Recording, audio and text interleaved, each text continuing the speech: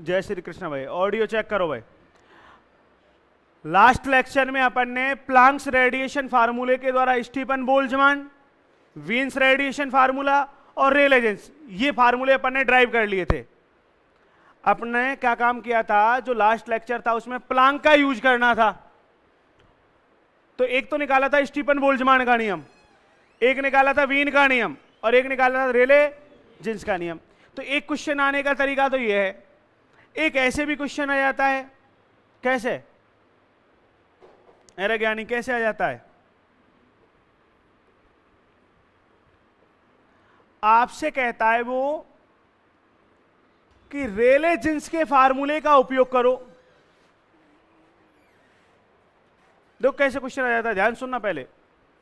अब मैं 2-3 क्वेश्चन बताऊंगा और कन्फर्म में से एक क्वेश्चन एग्जाम में आता रहता है। बेटा सुन ले रे, क्या कहता है वो। मैंने तुम्हें एक टॉपिक पढ़ाया था ब्लैक बॉडी में, वीन्स डिस्प्लेसमेंट लॉ पढ़ाया था क्या? वीन का विस्थापन उसको सिद्ध करवाता है। किसको सिद्ध करवाता है? वीन के विस्थापन नियम को। किसका यूज करते हुए? वो आपसे कहता है वीन्स रेडिएशन फार्मूले का यूज करके सिद्ध करो। वीन के विकिरण सूत्र का उपयोग करो। किसका उपयोग करो? और सिद्ध क्या करो? वीन्स का डिस्प्लेसमेंट लॉ वेरीफाई करो। ऐसे क्वेश्चन कई बार आ जाता है, तो लिखना फिर इसको लिखो। वीन के विकिरण सूत्र का उपयोग करते हुए लिखो, derive Wien's displacement law, derive Wien's displacement law by using Wien's radiation formula, by using Wien's radiation formula. Wien के विकिरण सूत्र का उपयोग करते हुए, वीन के विकिरण सूत्र का उपयोग करते हुए वीन के विस्थापन नियम को व्युत्पन्न करो। वीन के विस्थापन नियम को व्युत्पन्न करो। लिख दिया, derive Wien's displacement law by using Wien's radiation formula. ठीक है भाई साहब, आपको सिद्ध क्या करना है? वीन का विस्थापन नियम। और उपयोग में क्या लेना है? किसके द्वारा सिद्ध करना है? वीन्स रेडिएशन फार्मूले के द्वारा। मैंने आपको समझाया था, जिसको भी सिद्ध करते हो पहले उसको डिफाइन किया करो। जैसे आपने सबसे पहले न्यूमेरिकल फर्स्ट किया था, वहां पे स्टीफन बोल्ट्जमान लॉ को वेरीफाई किया था, तो उसको डिफाइन किया था। समझ में आ गया? जिसको भी सिद्ध करते हो नियम होता है, पहले उसको डिफाइन करो। भाई हमें पता तो होना चाहिए हम सिद्ध क्या कर रहे हैं। सुन रहा है क्या नहीं? लिख सॉल्यूशन, और सॉल्यूशन में हेडिंग डालो वीन्स डिस्प्लेसमेंट लॉ, वीन का विस्थापन नियम। कोई बच्चा ऐसा तो नहीं है जिसका आज फर्स्ट डे? जिन्होंने रेगुलर क्लास नहीं ली है उनके कुछ भी समझ में नहीं आएगा। नया टॉपिक पढ़ाएंगे कल से, तब समझ में आएगा। ठीक है? जिसका इस टॉपिक से कोई लेना देना नहीं है, कल से नया टॉपिक स्टार्ट करेंगे, प्रत्येक के समझ में आएगा। लेकिन ये जो टॉपिक चल रहा है ये तभी समझ में आएगा जब पिछले लेक्चर यूट्यूब से आपने कवर किए हुए हैं। हेडिंग डाल दी वीन का विस्थापन नियम। बताओ क्या होता है? पढ़ाया हुआ है आपको क्या होता है? अरुण बता, वीन का विस्थापन नियम तेरे पढ़े एक ही कान के नीचे। हाँ, भारत देश आजाद हो जाता है। हाँ बता, ऐसे बताएगा देख, टेम्परेचर बढ़ने के साथ साथ। पूरी लैंग्वेज बोल, पेपर में ऐसे लिखेगा उसको, टेम्परेचर बढ़ने के साथ साथ।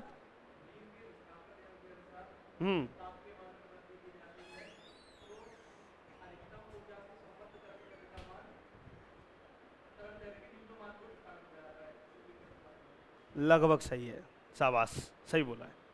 अपन ने पढ़ा था जब तुमको ब्लैक बॉडी पढ़ाया था, ब्लैक बॉडी एनर्जी डिस्ट्रीब्यूशन कर पढ़ाया था ना, तो वहां पे आपको समझाया था, क्या समझाया था? कि कृष्णिका ऊर्जा वितरण वक्र में, किसमें? In black body energy distribution curve, जो ब्लैक बॉडी कर्व है उस कर्व में जैसे जैसे टेम्परेचर इंक्रीज होता है, जैसे जैसे ताप बढ़ता है, वैसे वैसे मैक्सिमम एनर्जी से कनेक्टेड वेवलेंथ, मैक्सिमम एनर्जी से करेक्ट, बेटा ध्यान सुनो, जो कनेक्टेड वेवलेंथ है वो किधर शिफ्ट होती है? मिनिमम वैल्यू की तरफ, वेवलेंथ की मिनिमम वैल्यू की ओर। तो वहां पे आपने लिखा था लैम्डा मिनिमम, याद करो, रेसिप्रोकल टेम्परेचर, ये लिखा था। फिर प्रोपोर्शनल के साइन को हटाया था और कांस्टेंट क्या यूज में लिया था, याद है क्या? क्या यूज में लिया था? Small be constant. और इसका नाम क्या दिया था आपने? स्मॉल बी को वीन्स कांस्टेंट बोला था क्या? वीन नियतांक। इसका मान याद है आपके? बता दिव्यांशी।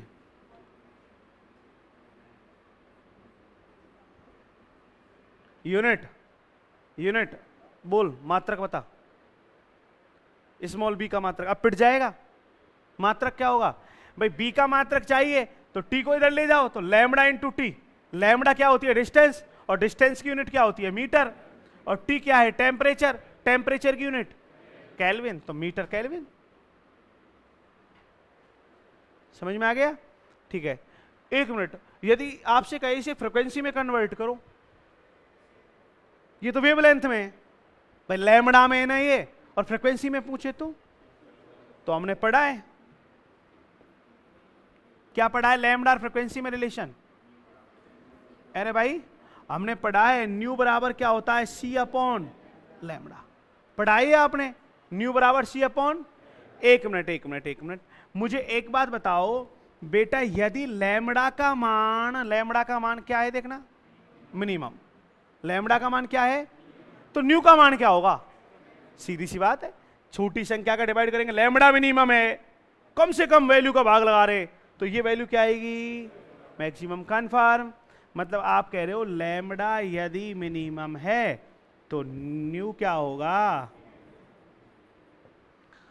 तो यहां से मैं लैम्बडा मिनिमम का मान निकालूं तो क्या आएगा बताना? इसको इक्वेशन में दे देता हूं सेकंड और इसको दे देता हूं फर्स्ट। तो मैं क्या लिख सकता हूं देखना, फर्स्ट और सेकंड से LHS इक्वल, तो RHS इक्वल करेंगे तो क्या आ जाएगा बताना? From equation first and second क्या आएगा बताना? C upon nu max, maximum, equal to B upon T। सही है बेटा? ये न्यू को मैं इधर ले जाऊं तो क्या आएगा पढ़ना? न्यू इधर गया तो यहां पे तो C अपॉन B। नहीं आ रहा समझ में? अरे न्यू इधर गया, B इधर आ गया, लिख सकते हैं ना? इक्वल टू,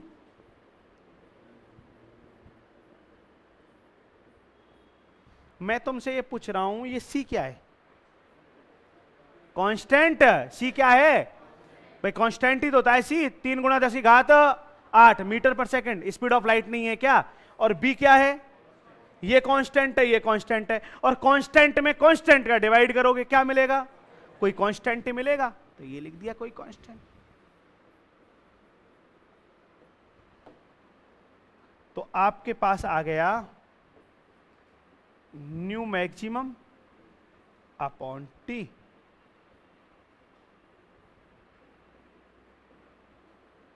किसका नियम है ये? वीन का विस्थापन नियम है। लेकिन ये इन दोनों नियमों में क्या अंतर है? फर्स्ट और सेकंड में अंतर क्या है फिर? ये भी वीन का नियम है और ये भी वीन का नियम है। दोनों में डिफरेंस क्या है? ये फ्रीक्वेंसी फॉर्म में है और ये वेवलेंथ फॉर्म में है। कई बार एग्जाम में मैंने ये इसलिए निकलवाया, कई बार पेपर में ऐसे आता है वीन के विस्थापन नियम को, वीन्स डिस्प्लेसमेंट लॉ को वेवलेंथ एंड फ्रीक्वेंसी फॉर्म में कैलकुलेट करो। किसकी फॉर्म में? लैम्बडा के रूप में और न्यू के रूप में, ऐसे कैलकुलेट करवा लेता है। समझ में आ गया? लिखो, ये पढ़ाए हुए हैं सब स्टार्टिंग के लेक्चर में। लिखें तो हेडिंग क्या डाल रखी है आपने? वीन का विस्थापन। लिखो, कृष्णिका ऊर्जा वितरण वक्र में in black body energy distribution curve, कृष्णिका ऊर्जा वितरण वक्र में जैसे जैसे ताप का मान बढ़ता जाता है, कृष्णिका ऊर्जा वितरण वक्र में जैसे जैसे टेम्परेचर की वैल्यू इंक्रीज होती जाती है, वैसे वैसे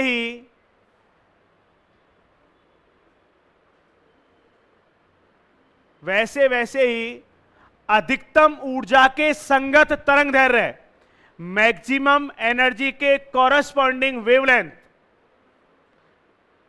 जैसे जैसे ताप का मान बढ़ता जाता है वैसे वैसे ही अधिकतम ऊर्जा के संगत तरंग दैर्घ्य, मैक्सिमम एनर्जी के कॉरस्पॉन्डिंग वेवलेंथ, फिर कॉमा लगाओ, अधिकतम ऊर्जा के संगत तरंग दैर्घ्य, फिर कॉमा लगाओ, तरंग दैर्घ्य के न्यूनतम मान की ओर विस्थापित हो जाती है, वेवलेंथ की मिनिमम वैल्यू की ओर शिफ्ट हो जाती है, वेवलेंथ की मिनिमम वैल्यू की ओर शिफ्ट हो जाती है, तरंग दैर्घ्य के न्यूनतम मान की ओर विस्थापित हो जाती है, विस्थापित हो जाती है। अब जैसे मेरी बात सुनो सर, ये लैंग्वेज हमारे नहीं बैठ रहा सिस्टम, ये लैंग्वेज का हमारे नहीं बैठ रहा सिस्टम, नहीं याद होगी, नहीं याद होगी तो अर्थात केवल इतनी याद कर लेना, जब सतूना नहीं खाए तो, अर्थात wavelength is a reciprocal of temperature, अर्थात तरंग दैर्घ्य, अर्थात तरंग दैर्घ्य का मान ताप के व्युत्क्रमानुपाती होता है। किसके? ताप के, ताप के व्युत्क्रमानुपाती होता है, रेसिप्रोकल। नहीं बैठे सिस्टम तो ये लाइन ये तो याद हो जाएगी, लिख दो लैम्डा मिनिमम रेसिप्रोकल टेम्परेचर। हाँ पूछ क्या है, फिर कैसे देवी देवता आ रहा है तेरे अंदर? लिखो, कोई बात समझ में नहीं आए तो तुरंत पूछा करो, टेंशन में मत आया करो।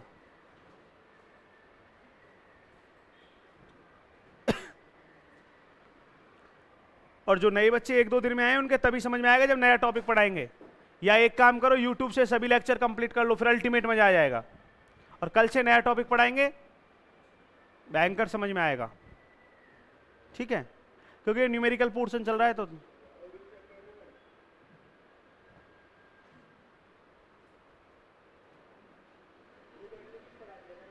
क्या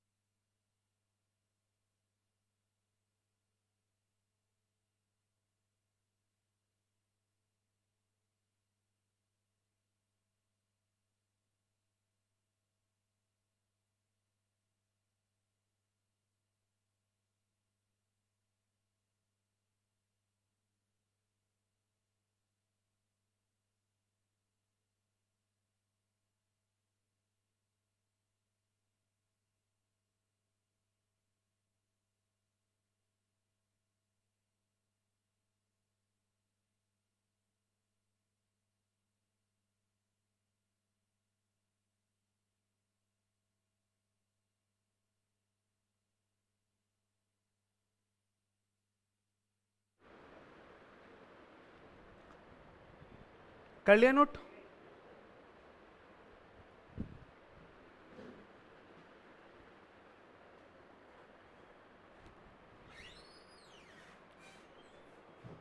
करो नोट करो स्पीड से।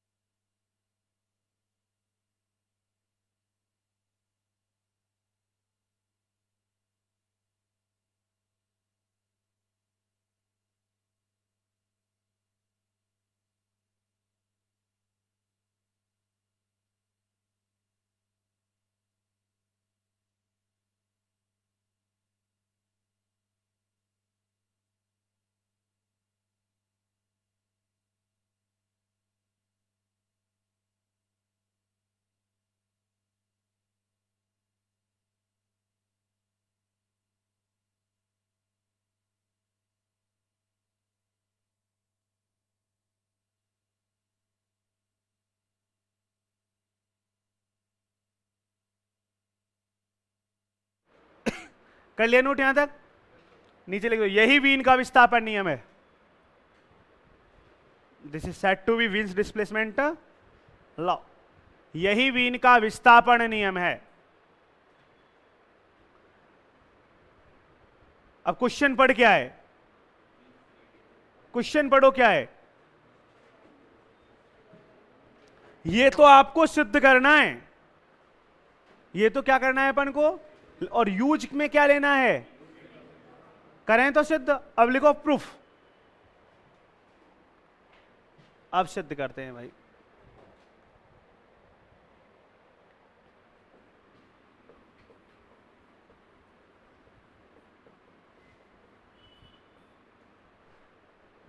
करें सिद्ध। नोटबुक बंद कर दो और संपूर्ण ध्यान बोर्ड पर होना चाहिए। नोटबुक बंद और प्रत्येक का ध्यान बोर्ड पर। इधर देखो भाई,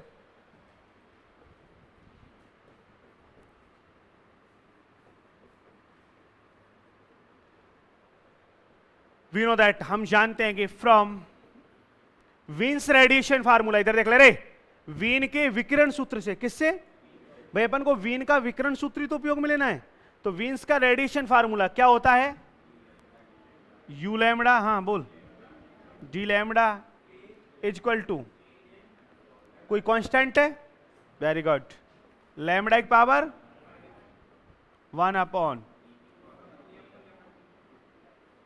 या कांस्टेंट फॉर्म में लिख रहे थे आपने, ये लिख रखा है देखना।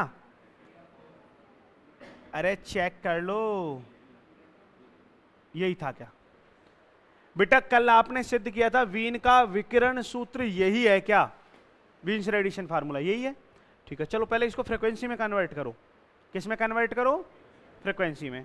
तो बताओ कैसे कन्वर्ट करोगे? पढ़ाया था कल। अब कल के लेक्चर में इसे आपको न्यू में कन्वर्ट करना सिखाया था। कैसे कन्वर्ट करेंगे? सी अपॉन, तो लैम्बडा का मान क्या हो जाएगा? सी अपॉन, लेकिन समस्या ये है हमको डी लैम्बडा का मान भी रखना है, तो इसका डेरिवेटिव ले लें। अब तो कई बार अपन ने ये कैलकुलेशन कर ली, समझ में आना चाहिए। तो न्यू के रेस्पेक्ट में डिफरेंशिएट कैसे करेंगे इसका बताना। किसका कर रहे हैं? लैम्बडा का। ये लिखा किसके रेस्पेक्ट में?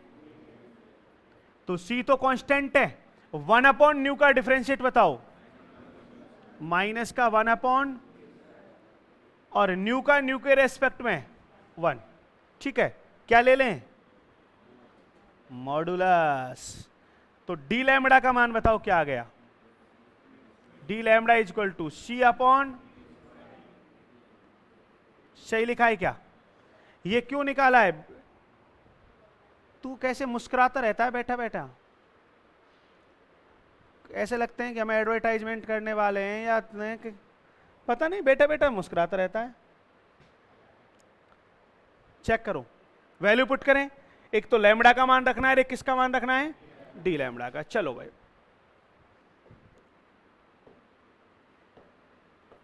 अतः मान रख रहे, बोर्ड पे देखना। यू का मतलब एनर्जी डेंसिटी, ऊर्जा घनत्व, किसके कॉरेस्पॉन्डिंग? न्यू। न्यू फॉर्म में निकाल रहे हैं ना, किस इंटरवल में? डी न्यू। ए लैम्बडा की पावर 5, यही तो है, ए बटा लैम्बडा की पावर, अरे भाई मान देखो ना, ए बटा लैम्बडा की पावर 5, तो लैम्बडा का मान क्या है? सी अपॉन न्यू। बार बार मैं एक ही बात बोल रहा हूं, जिनकी फर्स्ट क्लास है उनका नहीं आएगा समझ में, जब तक अपने जो लेक्चर है बाकी के वो नहीं लोगे। हाँ, यहां पे क्या लिखूं मैं? ए अपॉन, क्या लिखूं? लैम्बडा का मान रखना है सी, सही लिखा है। डी लैम्बडा का मान एक बार चेक कर लो, सही लिखा है क्या? सही है।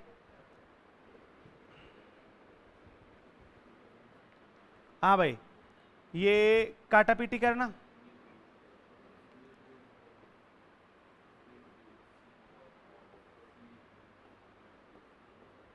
क्या आ जाएगा? ए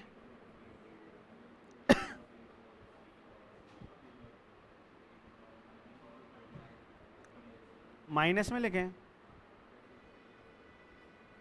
ऊपर ले जाके ऐसे हैं, ये आ गया, ये वीन्स रेडिएशन फार्मूला आ गया।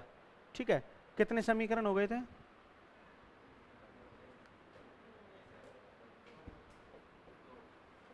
ये वीन्स रेडिएशन फार्मूला किसके रूप में आ गया? फ्रीक्वेंसी। लेकिन इस फार्मूले के द्वारा हमें वीन्स डिस्प्लेसमेंट लॉ निकालना है, ये nu maximum upon T equal to constant, ये निकालना है। ठीक है, चलो निकालते हैं। पहले यहां तक लिखो, लिखो वी नो दैट, हम जानते हैं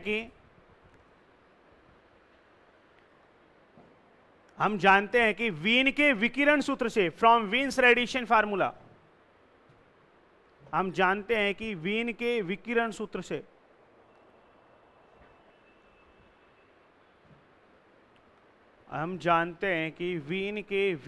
सूत्र से फ्रॉम वीन्स रेडिएशन फार्मूला, करो कॉपी।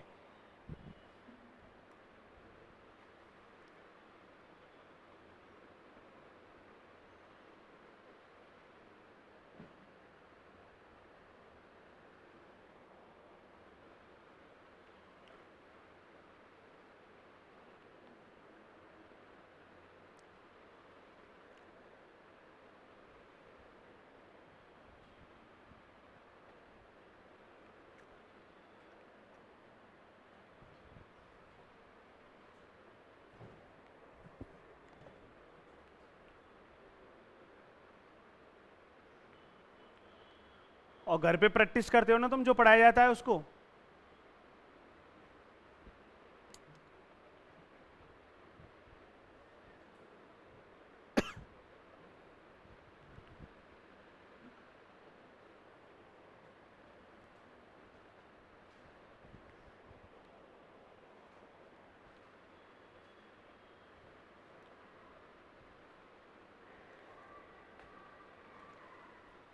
लिख लिया?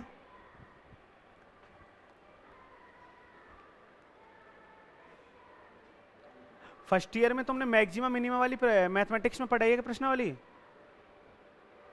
बीएससी फर्स्ट ईयर में तुम्हारे सेकंड पेपर में कैलकुलस में जो दो बुक चलती थी, एक तो इंटीग्रेशन थी और एक डिफरेंशियल थी, डिफरेंशियल कैलकुलस थी एक तो।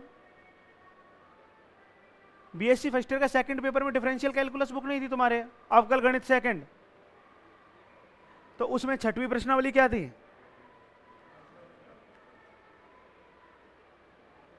मैक्सिमम मिनिमम वाली क्वेश्चनरी पड़ी है कि तुम्हारी?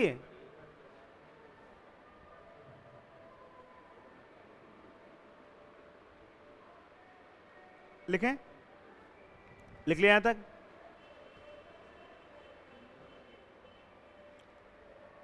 लिखो equation third is denoted Wien's radiation formula in frequency form. समीकरण 3 वीन के विकिरण सूत्र को आवृत्ति के रूप में व्यक्त करता है।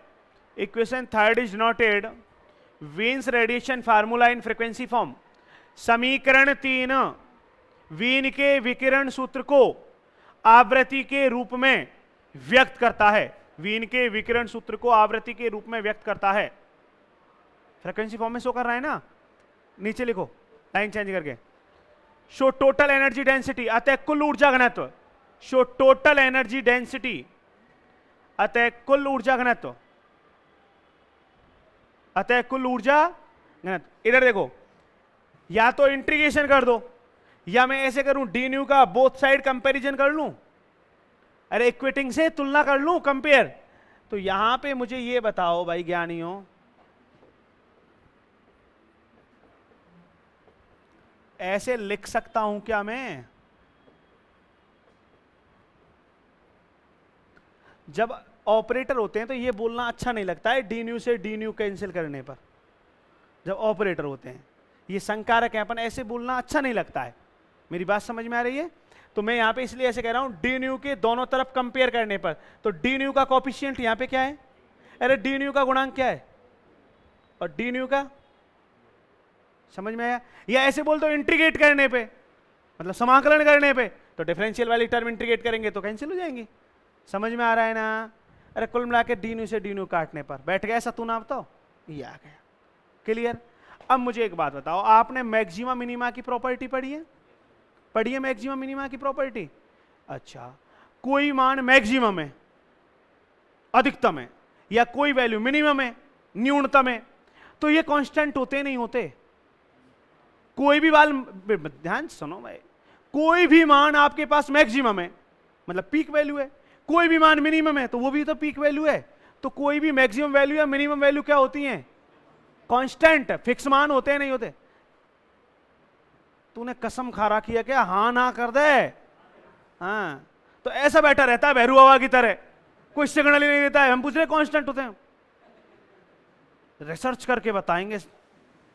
तो कुछ तो सिग्नल दिया गया टीचर को, तब पता चलता है समझ में आ रहा है नहीं आ रहा। हम 3 बार कह रहे हैं कांस्टेंट होते हैं। हाँ भाई, तो कोई मैक्सिमम वैल्यू है या कोई मिनिमम वैल्यू है, वो क्या होते हैं?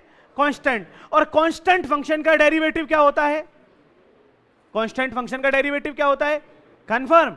ठीक है, तो इधर देखो, तो यहां पे हम मैक्सिमा और मिनिमा की प्रॉपर्टी का यूज करते हैं। तो हमने लिखा from property of maxima, maxima को हिंदी में उच्चक के गुणधर्म से, उच्चक निम्नक ही तो बोलते थे, उच्चिष्ट निम्निष्ट ऐसे तो बोलते थे। चलो, तो फ्रॉम प्रॉपर्टी ऑफ मैक्सिमा, तो उच्चक का गुणधर्म लगा रहे हैं। तो उच्चक का गुणधर्म सही लगा रहे हैं क्या? ध्यान से बोर्ड पे देखना, क्या लिखा मैंने? अच्छा, किसका डेरिवेटिव? एक मिनट बोर्ड पे देखते रहो। कौन सी वैल्यू यूज में ले रहे हैं? न्यू इक्वल टू क्या होगा?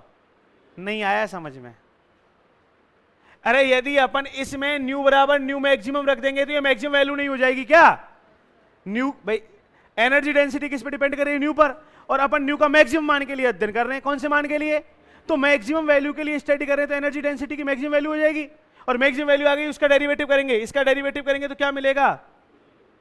तुम ऐसे ही तो निकालते थे, कोई फंक्शन होता था, उस फंक्शन का डेरिवेटिव करते थे, बराबर 0 कर देते थे, ऐसा याद करो। फिर जो मान आता था उस मान को वहां पे वैल्यू पुट करके देखते थे। नेगेटिव वैल्यू आती तो हम बोलते थे मैक्सिमम है, पॉजिटिव आती तो हम बोलते थे मिनिमम है। ऐसा पढ़े हैं तुमने? वाह मेरे कोविड के शिकार सैनिकों, धन्य हो तुम। इसे उच्चिष्ट का गुणधर्म कहते हैं। ठीक है बेटा, ऐसा होता है गणित में, क्या करें। और ये ऐसी है, ये 12th में भी होते हैं मेरे अकॉर्डिंग, 12वीं में पढ़ते हो तुम, पता नहीं कहां। हाँ, तो अपन यहां पे वैल्यू पुट करें। भ्राताश्री, ये यू न्यू का मान रख रहे हैं, रखें।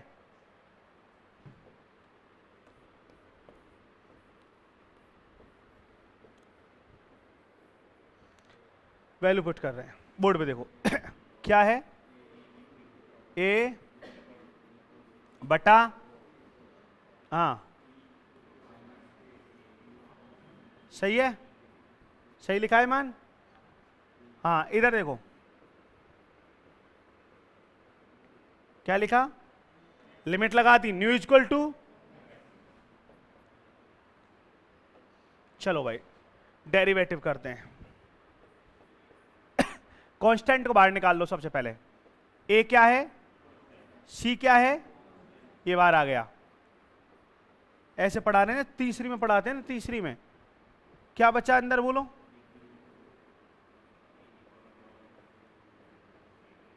सही लिख रहा हूं? अब तो आ जाएगा समझ में। कितने फंक्शन हैं ये, कैसे करें? फर्स्ट और सेकंड से करते हो क्या? तो करवाओ अवकलन। समझ में आ गया हो तो a अपॉन सी की पावर 4 का भाग लगाने पर आ गया समझ में। a अपॉन सी की पावर 4 का दोनों तरफ भाग लगाने पर, तो इसे तो फ्री करूं मैं यहां से। ठीक है, अब करवाओ। कैसे करेंगे? पहले इसका करवाओ, फर्स्ट का। सही किया, 3 न्यू स्क्वायर ही होगा। किसके रेस्पेक्ट में कर रहे हो? तो न्यू का न्यू के रेस्पेक्ट में 1, सही है। और इस टर्म को क्या रखा आपने, चेक कर लो। ऐसे करते हो ना, फर्स्ट का डेरिवेटिव सेकंड कांस्टेंट रखा है। अब किसको कांस्टेंट रखें? फर्स्ट को। किसका डेरिवेटिव करें? करवाओ डेरिवेटिव। e की पावर x का e की पावर, सही है। अब किसका करेंगे? Minus A nu upon C T का। किसके रेस्पेक्ट में? कैसे करोगे? जैसे मान लो ये 2x है, e की पावर 2x, तो e की पावर 2x का e की पावर 2x, और 2x का करेंगे तो x का तो 1 हो जाएगा, न्यू तो 1 हो जाएगा। समझ में आया क्या? आ रहा है समझ में?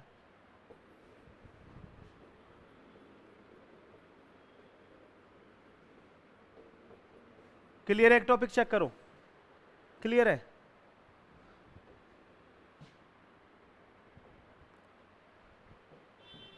ये मैं क्या लिख रहा हूं बोर्ड पे देखना।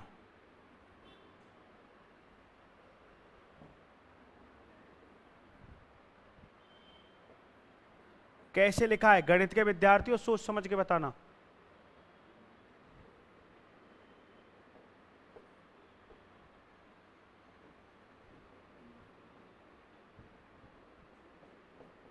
बताओ कैसे लिखा है?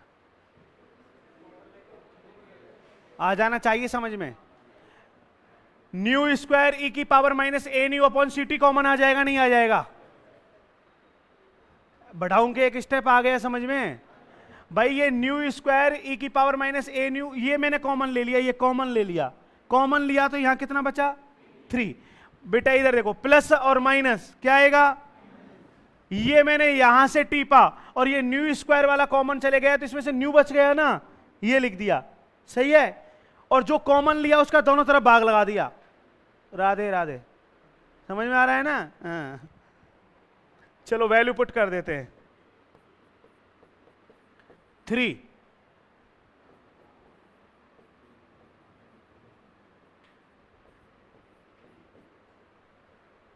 आ रहा है समझ में? क्या आएगा?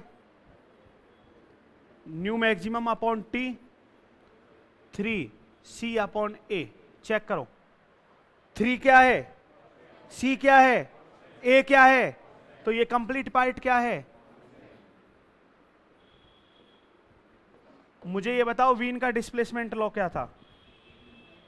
New max upon T equal to, use में क्या लिया था आपने? वीन्स रेडिएशन फार्मूला, और आगे आगे डिस्प्लेसमेंट लॉ। चेक कर, आ गई बात समझ में?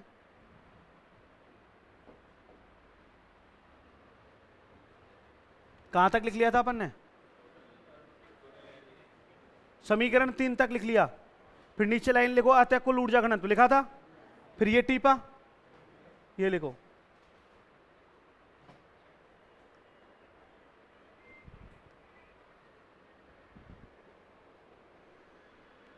और इन न्यूमेरिकल को हल्के में मत ले लेना, एग्जाम में आते हैं, ध्यान रख लेना।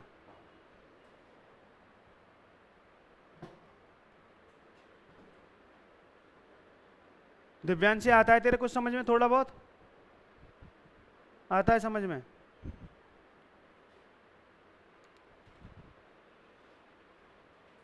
लिख लिया ये?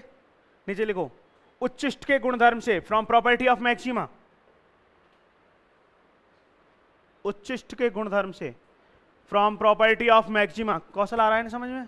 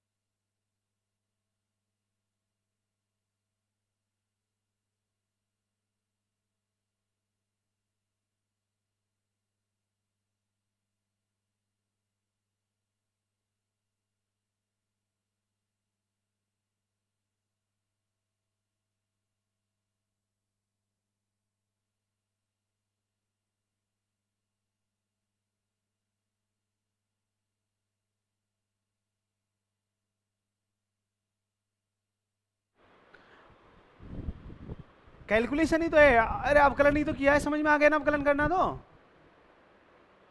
तू नाराज सा लग रहा है यार। मध्यवर्ती कण समझ में तो आ रहा है ना।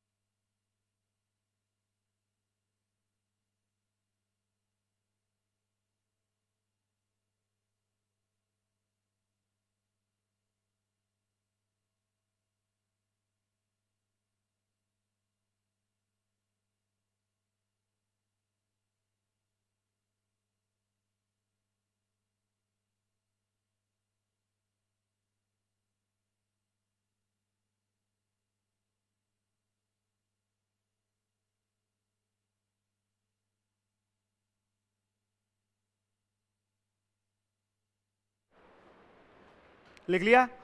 लिख दो, यही वीन का विस्थापन नियम है, यही वीन्स डिस्प्लेसमेंट लॉ है।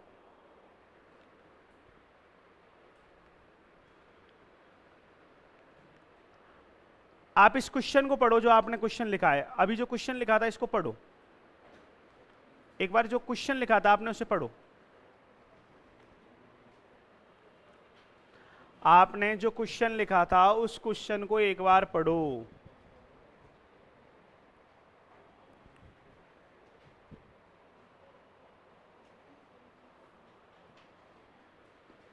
पढ़ लिया? वहां पे आपने जो क्वेश्चन लिखा था वहां पे उसने लिखा है वीन की विकिरण सूत्र का उपयोग करते हुए। आप लिखा है बाय यूजिंग वीन्स रेडिएशन। यदि इसके स्थान पर वो ज्ञानी बन के ऐसे कह दे, सुनो सुनो, वीन है, ये क्लासिकल का रिजल्ट है, और वीन को सेटिस्फाई, ध्यान सुनना, क्वांटम रिजल्ट करता है, करता है नहीं करता, और क्वांटम का रिजल्ट कौन है? प्लांक। तो इसका मतलब प्लांक के द्वारा भी हम डिस्प्लेसमेंट लॉ निकाल सकते हैं। तो यदि एग्जाम में क्वेश्चन ऐसे आ जाए तो कि प्लांक के विकिरण सूत्र का उपयोग करते हुए, किसका? प्लांक का यूज करते हुए वीन डिस्प्लेसमेंट लॉ निकालो, ऐसे भी तो आ सकता है। लिखो question next.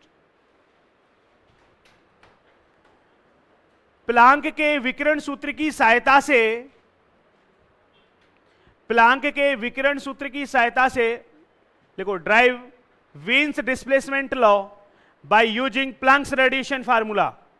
Drive Wien's displacement law by using Planck's radiation formula.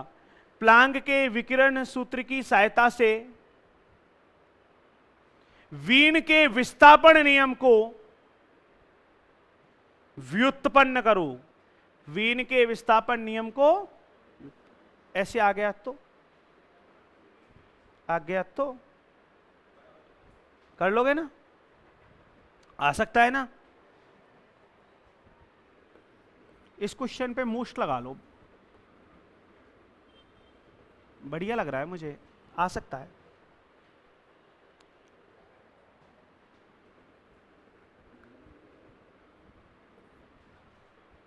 कैसे करेंगे सॉल्व, बताओ भाई। सबसे पहले तेरे एक कान के नीचे पड़ेगा। कैसे करेंगे सॉल्व? पहले डिफाइन करेंगे जिस लॉ को सिद्ध करवा रहा है, किसको करवा रहा है? तो हेडिंग डाल सॉल्यूशन में, वीन्स डिस्प्लेसमेंट लॉ, वीन का विस्थापन नियम। हेडिंग डालो वीन का विस्थापन, और ये मैंने अभी समझाया था, तो वहां से छाप सकते हो कहां तक? न्यू मैक्सिमम अपॉन टी बराबर कांस्टेंट तक। फिर प्रूफ करेंगे, तो वहां से कॉपी पेस्ट कर दो। करो, बैठे क्यों हैं? कॉपी पेस्ट अभी समझाया था, वीन का विस्थापन नियम है ना, उसको कॉपी पेस्ट कर दो। कहां तक? न्यू मैक्सिमम अपॉन टी बराबर कांस्टेंट। फिर प्रूफ करेंगे तब अपन प्लांक का यूज करेंगे, वहां तक कॉपी पेस्ट करो, फिर प्रूफ मैं करवाता हूं।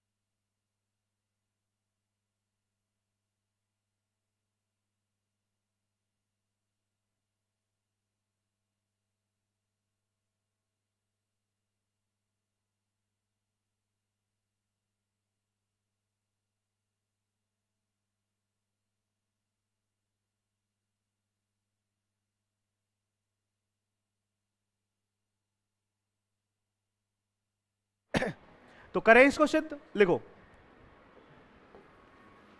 We know that from Planck's radiation formula, time है ना अभी, तो हम जानते हैं कि प्लैंक के विकिरण सूत्र से, लिखो प्लैंक का विकिरण सूत्र, बोल बेटा, अब फार्मूला याद होना चाहिए यार।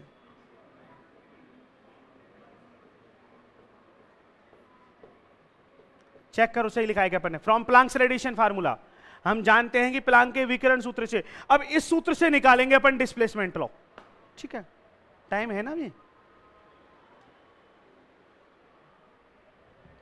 लिख लिया।